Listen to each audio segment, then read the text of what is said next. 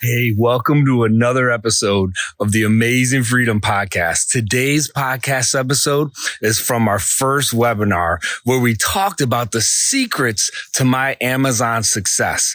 And I share some tips that might help you on your Amazon selling journey. We've recently launched a webinar series that happens every Tuesday, to tune in to our social media platforms and stay updated.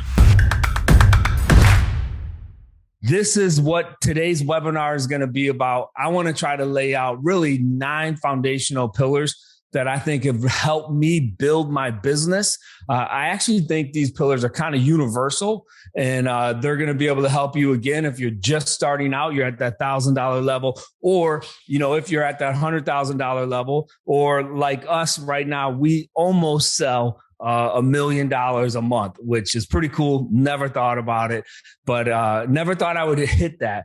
But I will say this. So let me just say this at the very beginning. Success takes time, right? It is a slow grind. So as I go through this presentation today, and I'm going to talk about these principles, I just want you to understand and hopefully you realize that in order to really become successful at something, it is slow. And so, everything that I shared today, it's been built on 9 going on 10 years of doing this. So if you're just starting out, you're doing it for 2 or 3 years, please take that into perspective. And so many times, we get people that come in and they have the shiny object syndrome, and they do well for a little bit. Then they experience some roadblocks or bumps along the way, and they want to quit and they detour. So just know success, right? It definitely takes time. And I often say the success that I've had is 100% because of other people that I've met along the Amazon path. Many sellers that are even here in this group that have contributed right to the success I have. And I hope that's your story as well. I hope that you can say, hey, look, if you've been in the Amazon game for a little bit, you can point to other people that have really kind of helped you along the way. That's 100% me. And that's why this group I love so much. The group that Gay and Gary have created, they help me with my Amazon business. And hopefully I'm able to help them. And that's really how it works. So again, a little bit about me, if you don't know me, I started selling on Amazon right around 2012, 2013. My next door neighbor who lived right behind me, she was selling books that she was purchasing at library sales. And she would buy them for like $5, $10, and she was flipping them on Amazon for $100 and sometimes even more. A lot of times they were textbooks. She kept telling me, she said, Andy, this was like 2010. She said, Andy, you got to find Amazon. She told me for 2 to 3 years. I finally said, okay, Amy, let me see what you're doing here. And so I finally started in 2012 after she'd been bugging me for 2 to 3 years to start selling. I wish I would have started 2 years earlier. After selling a decent amount of retail and online arbitrage, that's 100% how I started. I left my career at the time. I was a house parent for 15 years and said, hey, look, I believe in this Amazon selling game. I think e-commerce is going to continue to explode. And so the career that I thought I would kind of retire from, I ended up jumping and I went all in on Amazon. And so right now, like I shared earlier, I co-partner a private label brand with my nephew, Nathan, who's also one of the co-founders of Amazing Freedom and the Tribe. And thankfully, we have an amazing team. And I'll talk about that in a little bit, how you have to have a team in order to be able to scale up. So that is a little bit about me. So this is why I'm so bullish on Amazon and e-commerce. And I tell people this all the time. If there is an unlikely person to have success in business or e-commerce, it is definitely me. So growing up, I had brothers. My brothers were all in business. My dad was in business. I was the youngest kid, and I would sit at the dinner table and I'd hear them talk about business, and it just did not interest me at all. I like sports and I like people. And so at the time, I didn't know what I was going to do, but I definitely knew that my career was not going to be in business. And so early on, I majored in college as a social work major. So I wanted to help people people. And I had no idea, or I thought business was like as far away from me as possible. Again, didn't understand the concepts. So my first career out of college, I was an urban missionary. I had to raise support, lived in the inner city of Philadelphia, right in North Philadelphia. I lived in the 24th and 25th police precinct, which was number one in murder, number one in rape, and number one in armed robbery. And my wife and I were very intentional. We wanted to move there because we wanted to work and really build relationships with kids who were growing up in a really rough and tough setting. So that was my first job. Again, it is the complete opposite of anything to do with business. From that, I went into house parenting. So my wife and I were house parents at a residential boarding school for needy children who were financially challenged. And we did that for 15 years. And then I started selling on Amazon part-time. So if you're looking at the photos there, the middle one, that was Skinny Andy. That was I believe that was my senior year in college. And the one on the bottom left, we took 19 kids from inner city Philadelphia on a 21-day trip. We went to California, Mexico, and to the Grand Canyon. It's one of my favorite experiences in my life. And then you can see there, that's my wife, my kids, our pets. I'm a big pet lover. We have a dog and 2 cats. And then the upper picture on the left is one of my favorites. That's my Toyota Prius, and it was filled with Crystal Light that I purchased at a scratch and dent grocery store near my where I live here in Hershey. It was one of my honey holes when I was doing retail arbitrage. And through all of that, in the top corner, that's products that I imported from India. So early on, I started bringing in products from India. I believe those were Moscow Mule mugs. So if any of you are familiar with those, they're copper mugs. Moscow Mule became a huge drink. It was on Oprah. So Oprah, on one of her shows, talked about the Moscow Mule. And it actually, from that show, it jumped. Margaritas, I believe, were the number one drink in America forever. But from her show, the Moscow Mules became super popular. Well, I discovered they sold decent on Amazon, wasn't a lot of competition. So I started manufacturing my own Moscow Mule mugs. And that's me with 2 armfuls of Moscow Mule mugs from India. And just a little side note, if you are interested in private labeling, India is a tremendous country to source raw materials from because you're going to get them at a lot better price than you would in China. So China, as they've manufactured really the entire world, a lot of their raw materials are a little more expensive. India's kind of just getting in the game. So if you have that in the back of your mind and you find something that is like that, like copper or whatever those raw materials would be, India would be a great source to go to. And then the picture there on my right, and we had a tribe coaching meetup. That's a house that my wife and I were able to purchase from our profits on Amazon. Again, just so thankful, so blessed. I never thought that I would be able to live in a place like that. And it's all because of Amazon. And again, that's why I'm so bullish on Amazon. If you're here in the Amazon seller tribe, and again, everyone has different motivations, right, for what you want to do with your business. But if your motivation is you want to go full time, if you know me, you listen to me, I encourage you, look, keep grinding at it. Go full time. E-commerce is not dwindling. It is only going to continue to take up market share in the retail industry. Stores are going to continue to close. These big malls, I think, are probably eventually going to become warehouses, right? Where products are shipped there and then, the last mile shipped to your house. So keep going all in on Amazon. If that is your dream and if you want to be able to do it full time, it is absolutely doable today. All right. So that is a little bit about me. Let's get into many of you may know about our service. Again, if you are selling on Amazon and you've been selling for a little bit, you want to make sure that you are reconciling your account and you are getting reimbursement. So in our account that sells about $800,000 to $850,000 a month, when you spread that out throughout the 12 months, we get back 2% of that because of this service that I'm about to show you here, which is Amazon Pro. So this is a service that my partner Nate started for us in our business because he was reconciling and opening all these accounts himself. And he realized that it was taking up a lot of his time. And so then we trained our team members how to do exactly what he was doing. And so now we get back 2%. So you can imagine on $1 million in sales, 2% is a significant amount of money. On $10 million in sales, it becomes super significant. So again, whether you were doing 20,000, 40,000, just add it up.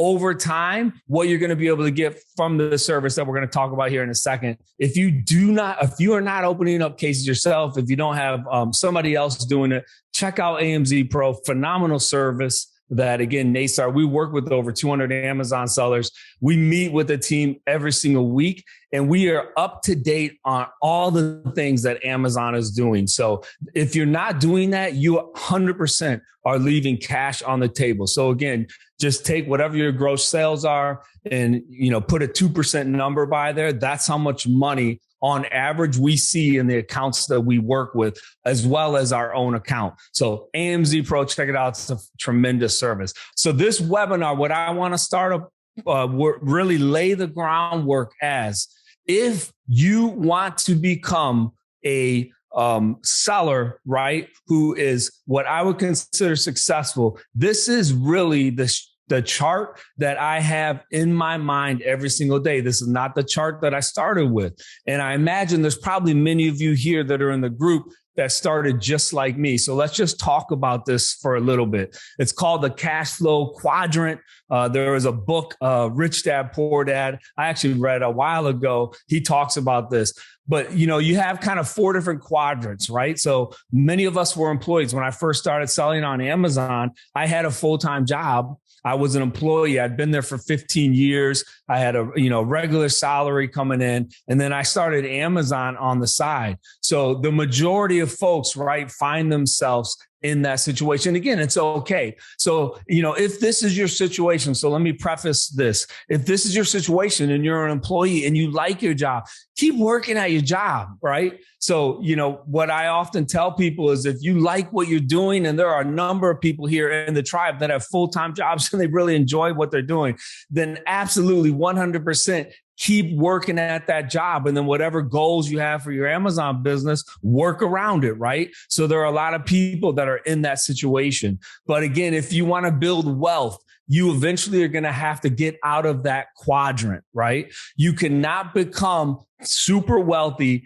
if you remain as an employee. Now, again, there's levels there, right? So if you're CEO of Coca-Cola, then you probably do have the opportunity to become wealthy. But if you are working at a job, that has like an average income level, then probably you're not going to be able to hit that. So what's the next thing, right? Well, this is where I think most Amazon sellers are. This is where I was when I first started out. You really are just self-employed. So, you've created a job for yourself, which again is okay. So I always want to preface this, like you have to have your goals. You have to have your dreams that you want for your life. So, if this is where you are and you're happy with it, then that's fine, right? That's very cool. Just know that you basically have created a job for yourself. You're self-employed. Again, this is where I see a lot of Amazon sellers where they kind of hit, that $1 million mark. And, at $1 million, if you're netting, 15 to 20%, that's a pretty good income. But what I want to encourage you is to think bigger, right? And so that's the next quadrant, which is a business owner. And so, for me, I was self-employed for 3, 4, probably 5 years as an Amazon seller. And then partnering with my nephew, Nate, as we began to create our brand, we kind of got into this level as a business owner because now we started building a team. And so, each of us only has a limited amount of time. And again, I'm just going over this because I want to lay this as the foundation that, if you want to get to this level, you are probably going to progress right through these quadrants.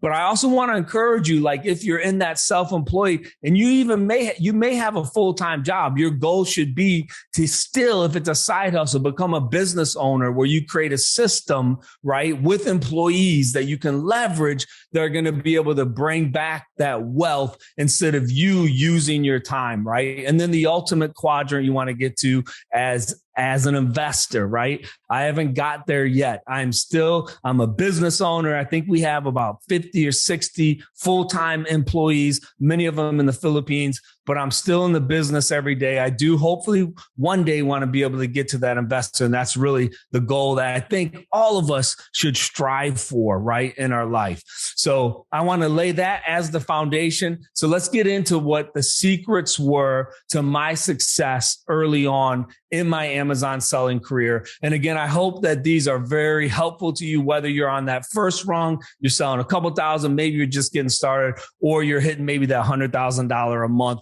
level. So what I started doing early on, and this is what I encourage all folks who just get into selling online on Amazon. Most of the time, you have more time and you have less capital. That was my situation. So my situation was my wife and I, we were deep in debt just through some really dumb consumer spending. We did not want to go back in debt. So we were able to pay all that off. And then 2 years after paying that off, we had a little bit of money and we realized that we had to create another income, but we didn't have a lot of capital. So what did I do? I started to acquire inventory that was more difficult to get. So inventory like at auctions, inventory at garage sales. So if you find yourself in this situation where you have more time and less capital, my encouragement to you is you really got to grind it out, and it's going to take longer to find inventory like this, but generally your ROI is going to be higher and your cost of goods are going to be lower. So some of the early things that I purchased early on was a lot of dead tech. So, there are some dead tech out there that is still extremely valuable. The manufacturers stopped making it. I purchased a lot at an online auction for $30, and it had about 40 of these mini DVR recorders. I was able to flip those on eBay. So a lot of for $30 had about 40 of these DVR, and each recorder sold for about $250 each. So that immediately infused a huge amount of capital right into my business. And so if you're just starting out, just know again that you might have to weigh those where you have less capital, but it's going to take you more time. So if you want to call that bootstrapping, maybe you call it that. But that's my encouragement to you. Find that inventory that is going to be a little hard to acquire, and it may take you more time, but it's going to give you better ROI, and it's going to hopefully infuse more capital and cash into your business. Because as we know, cash and capital is king in an inventory-based business. We sell inventory. The only way you and I make money is if we have profitable inventory. The only way we acquire that profitable inventory is if we have money to be able to purchase it. Okay. So don't sleep on eBay. It's still a very good sales channel if you're starting out, and you actually can sell used items on Amazon as well. You just have to list them properly.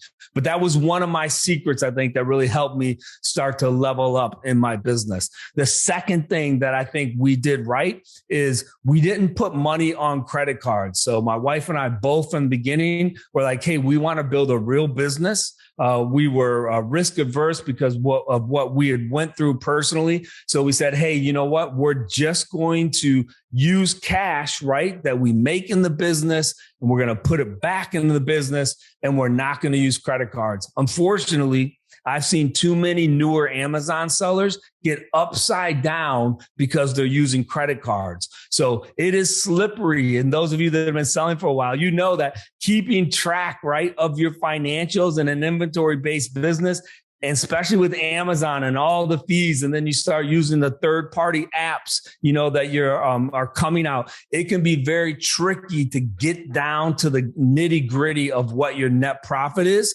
And so again, if you're just starting out, I caution against using credit cards.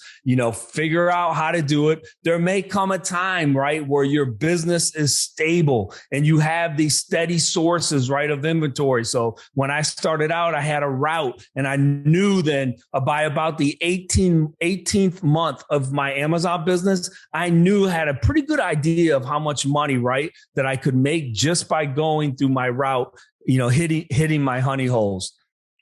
And once you do that, you may then decide, right? Again, it's your business, your choice, where you become comfortable with using credit cards. Obviously, we always say you got to pay those things off every month because the interest rate is so high. So just be careful with that. Again, I think one of the foundational pieces to our success is we stayed away from it. We were able to see that we had a real business because our sales continued to grow, and it was just all by putting the cash back in the business. So that's the second secret. The third thing goes right along with that. I snowballed all the profits back into the business. And you'll hear Gary and Gay, they'll talk about this frequently. Like, look, don't eat your seed, right? So often sellers come in and, especially if you start selling around Q4 and you start to see your Amazon account get built up. And then all of a sudden you start to see leakage because you're taking money that you're making from your business and you start buying personal items with it instead of investing it and wanting your business to grow. So snowball your profits back into your business for as long as possible. And again, this may be challenging and may be hard, but if you want to build a business that can scale, right, where you hit that $1 million, $2 million, $3 million mark, and you're just starting off, highly encourage you put that profit back in and let the baby grow, right? Don't start to take away from it early on. So that's the third thing. Fourth thing is I started utilizing part-time help. So this goes back to the 4 quadrants that we talked about. So early on, I realized, holy cow, Amazon, right, is a lot of work. Those of you that are just starting, I hope you know what you're getting into. It is blue collar work as an inventory-based business, right? When you get down to the nuts and bolts of it, I saw that early on. So some of the first things I started selling were books. And I would buy these huge gaylords of books from these donation companies, right, that have the bins around. They delivered them to my house. One time I ordered 4 of them. So, this big like moving truck pulls up. They dump off these 4 big gaylords. And it took me about a month to go through all these books, and my lower back, no lie, it was jacked up for about a year after doing those just 4 gaylords of books. Now I have a little bit of lower back issues, but because you're in those bins, you got to wear gloves because the books are kind of dirty and nasty. So you're digging, you're going through, and it was at that moment, this was very early on in my business, that I realized, you know what? Like, why am I doing this? Like, I should be paying somebody, back then, $12, $13 an hour. And I should be out using my time to acquire more profitable inventory. So that's when the light bulb went on for me. Like, Andy, you're never going to be able to scale if you're spending all of your time digging through books like this. So if you're spending all of your time prepping and packing, if you're spending all your time labeling and taping and taking stickers off, I knew that I was never going to be able to scale to the level that I wanted to scale my business to. So early on, what I started to do is I started to utilize part-time help. And so I actually had high school kids that I had relationships with. And so I would say, hey, look, and I would give them easy tasks. I would systematize it. And so they then became my preppers and packers. And I started utilizing my time to find more profitable inventory. Then I would give it to them and they would prep it and pack it for me. That was a much more efficient use of my time. And so if you have not got to that level yet, again, maybe you're just starting out. I just want you to include that right now in the back of your mind that you are going to get to the level where your business is going to hit a ceiling if you don't utilize other people to do the prepping and packing, the labeling, the taping, and sending it into Amazon. Your time is more valuable than that. Your time should be used in sourcing, all right? Because this is the key. In order to scale, again, if you just want a part-time business, you can do this. There's a lot of sellers here in the Amazon seller tribe who it is their part-time business, but they created systems, right, to be able to scale. This is what I love about Gary. He's a multi-million-dollar seller on Amazon, but he knew that his time was more valuable than that. So he created a system and he has a team that does that work for him. And then he manages them. All right. early on, because of those dumb books that broke my lower back, I realized, hey, if I want to scale, I cannot be the jack of all trades in my business. I need to be out there acquiring profitable inventory and then letting other people send it in. So, and a lot of times I'll get resistance for folks that are selling on Amazon that are newer. They'll be like, man, I don't want to manage people. And I'm like, well, if you don't want to manage people, just realize, again, what you're going to do is create yourself a job. And, you know, in your business, a good friend of mine, Greg Murphy, he calls it, you don't have a bus-proof business, because if you get hit by a bus, if I were to get hit by a bus back in those days, my business would have just went flat, right? There's nobody picking it up at all, depending on me. What you want to be able to do is build a system. You're going to have to manage people, right? So I suggest right early on, again, look for friends, look for family. Again, it's not the ideal situation. When we moved to our home, right, I had two full-time students. They just graduated high school, but they were working with me. And sometimes it gets a little icky, you know, because they're using our bathroom. They're working out of our home.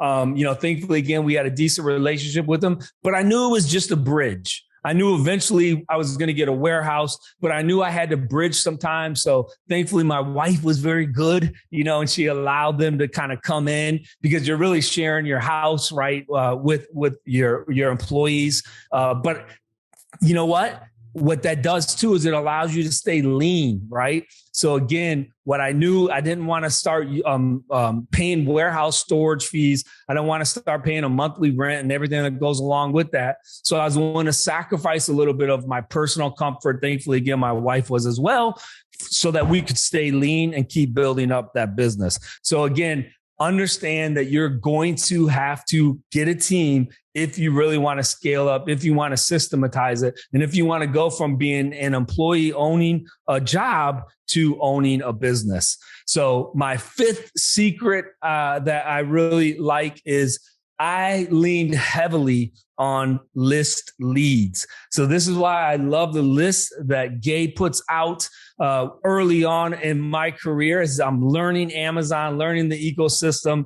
I needed to have lists, right, that were emailed to me that I could see very easily what those were and then make buys on those. Again, it is a time thing. So I wanted to scale up. How am I going to scale up? I got to acquire profitable inventory. I only have a certain amount of time going into stores. Back then, I didn't have any shoppers, right?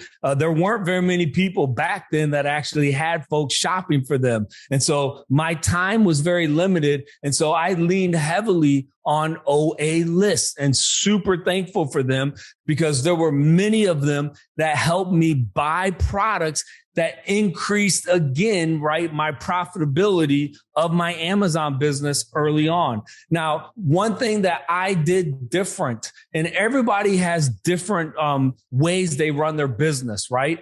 And so I often say, it's your business, your choice. What I would do, right, with my list is I would be I would put a very high filter on items that I would purchase. And so many times I would be subscribed to these lists, and I would only buy one or two items a month from the list, right? So I'm paying $100 a month, right, for a list, and I'm getting it every day, but I only buy one or two items. Why would I do that? For me, again, this was kind of my philosophy of business.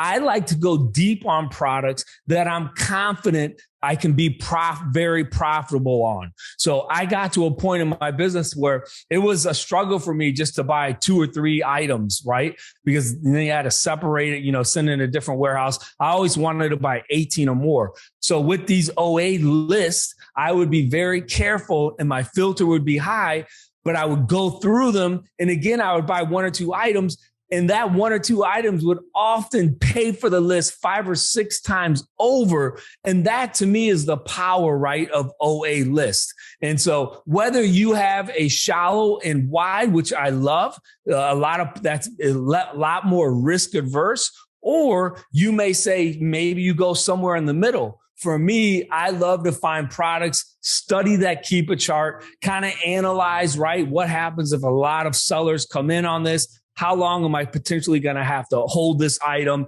And then I like to make very deep buys. In fact, back then, I would try to buy out that product, depending on where it was. I definitely would try to go heavy and hard and try to buy out the products. That's how I use my list. But the key is this: as you are beginning, right? You need to be, I highly encourage you, if you're beginning, you want to subscribe to OA List, because they're going to help you find profitable inventory. And so that's another offering here, right, that we do in the tribe. And I think we are the only team that I know of where a person from our team, flew out and worked right with this team, stayed with them, had dinner with them, and taught them right face to face in person, which is why I love. We actually meet with this team every week as well. So they do a phenomenal job. If you're not subscribed to an OA leads list, especially going into Q4,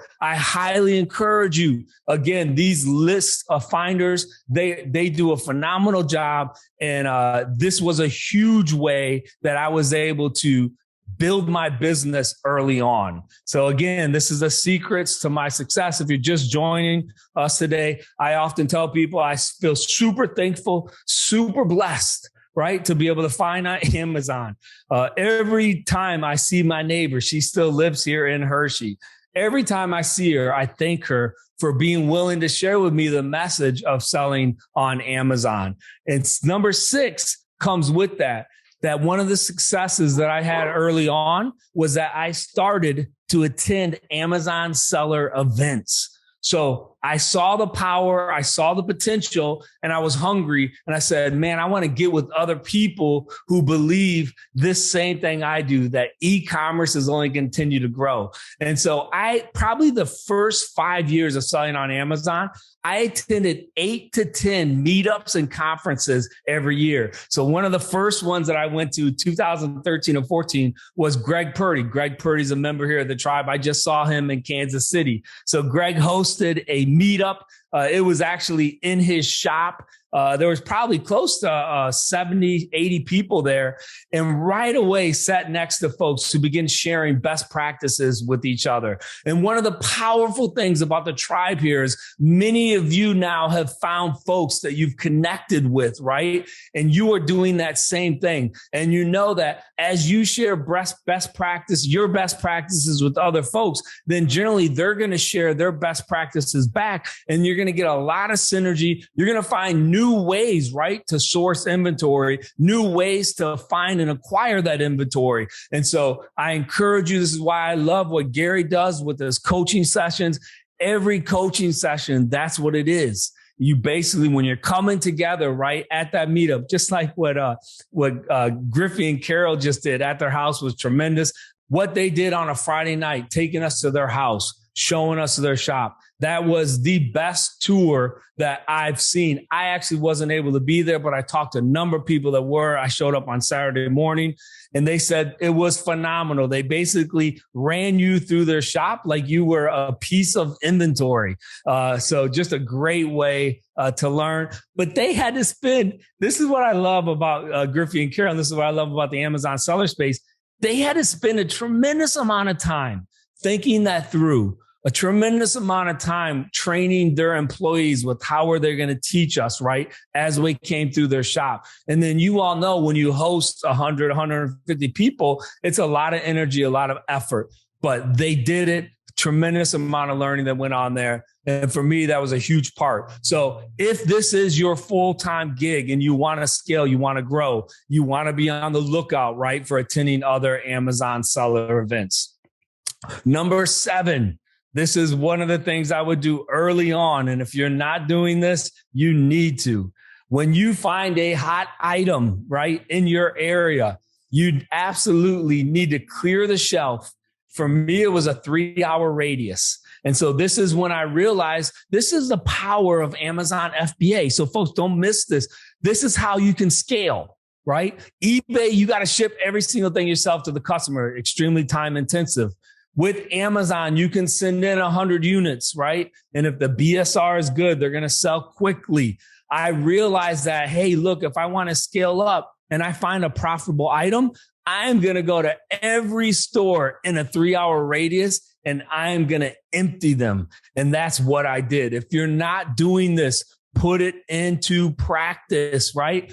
Once you find that profitable item, and again, this is a time thing. So if you don't have the time, then you want to figure out what the profit is on that item and pay somebody, give them your credit card and pay them to drive around and acquire that inventory. This is huge. This one of the ways I was able to scale is I found a number of products like this. I often tell people one of the early products I found was the Mater bubble blower mower. So, you know, the cartoon cars. Well, early on, I found that was extremely profitable product. And I went to every single Boscov's that is in my region and I cleared them out, sent them in, and they sold within 2 or 3 weeks. And this was hundreds of units at a very profitable clip. So clear the shelf of the hot items that are in your area. All right, number 8. Here's a key one. And this is Gary and Gay talk about this all the time. You have to have a schedule and you have to feed the Amazon beast on a regular basis.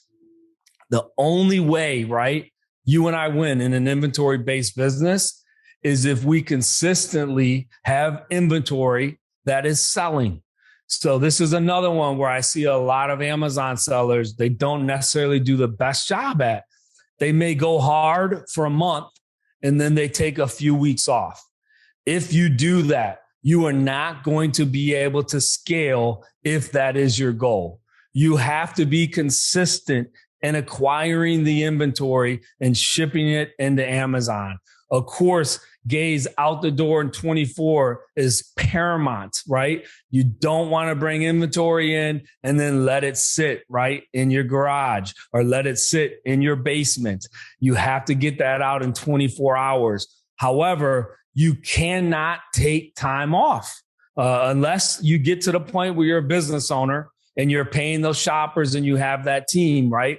You cannot take time off. You have to be sending the beast inventory because that's the only way it's going to spit out profit. And I often qualify that with it has to be profitable inventory. So don't just send inventory in to send inventory in. You got to make sure that you're using your brain and sending profitable inventory in because that's the way that you're going to be able to scale. And then number 9 is I stayed working. So this is one for those of you that still have a full-time job. And you've probably heard Gary say this, probably heard Gay say this. I stayed working at my full-time job that I've been at for 15 years until I realized that it was costing me money to remain employed. And so my Amazon business was able to scale up relatively quickly. I saw the profits that were coming out of that. And I realized that if I stayed at my full-time job, I was really missing the opportunity to make more money. And so wherever you're at in that situation, just recognize it. But if you want to, again, your dream is to become a business owner, then you are going to have to jump from your full-time job. But before you jump, right, I encourage you, stay there as long as you possibly can, because that's going to help you, again, snowball all of your profits back into your business. But once you realize that you have the mind and the systems in place to acquire more profitable inventory, right, and it's costing you money to stay, then that's when I say, all right, go ahead and make the jump, go full time, and then dive in. And that's what I was able to do. Again, super thankful for it. So John, if we want to go to this last slide here again. So again, Amazon Pro, that's our service. If you're not doing it yet, you don't have someone else doing it, highly encourage you. We get 2% back, right?